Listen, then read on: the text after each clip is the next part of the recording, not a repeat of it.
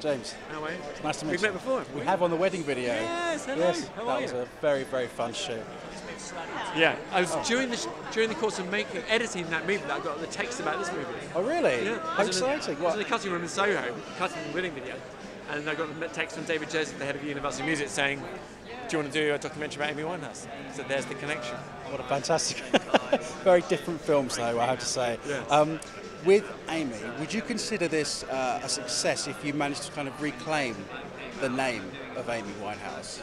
Exactly. I mean, I think that has been a major part of it for us because it's well documented. She became more known for the bad headline than the amazing talent. And listen, I think we all forgot, if I'm being honest.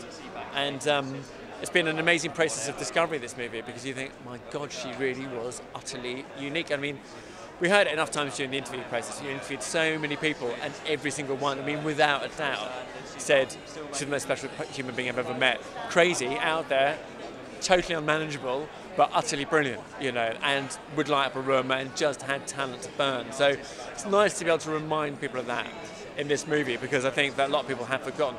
And these people don't come around very often, you know, so it's very important that when they do, they stick around, you know. And in terms of collecting all the footage and doing all the interviews, and obviously your appreciation of her would have changed over time, was there ever a personal line for you or for us, if to say we're getting too personal? Because some of the stuff in there is very personal. Yeah. Was there ever a time where you thought, no, we can't use this, it's too much? Yeah, there definitely were. And also there were, you know, the difficult thing about this movie was that Amy was basically, she presented herself to different people in many different ways, and she had an enormously complicated social life. So to some people, she'd be the most, we had people saying she was the most maternal, caring girl I ever met in my life. I remember Pete Doherty saying to me, she was like hardcore gangster. You know, she'd assume this kind of like utter gangster sort of profile. And so you'd be like, well, what is it? Is she that or is she that? And that was only like two. It was probably about 30 different permutations of her. So there lots of times we were just like, who's telling the truth? Who is this girl? Do you know what I mean? And then obviously it's parts of it are very dark. And you're like, how can we make this movie and not just become another tabloidy kind of like, isn't it fucked up? Isn't it dark? You know, and hopefully by showing the spectrum of her journey, you put things into context, which is all you can try and do.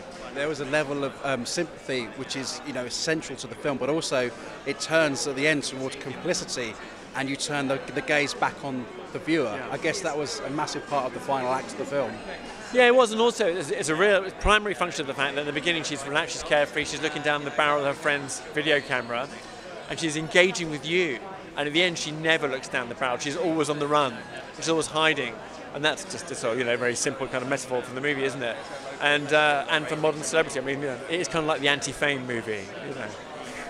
It's a good tagline for it. So in terms of what's coming up next, do you want to work with us again? Any more documentaries? Yeah. Or? Aston and I are partners in the company, so that's ongoing. We're circling a bunch of things right now. Obviously, after Senna and this, it's got to be something that kind of fits the bill. Hopefully something a bit lighter, you know, would be nice.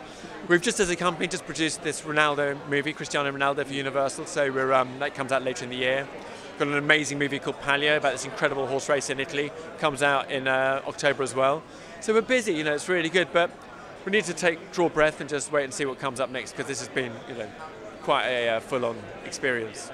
Well, congratulations, I'd love to Cheers, see mate. you Nice to again. Take care. Ladies and gentlemen, you're watching Hey You Guys! Hey You Guys, huh? Hey, you guys. Is that from the Goonies? It is indeed, yeah. Nice.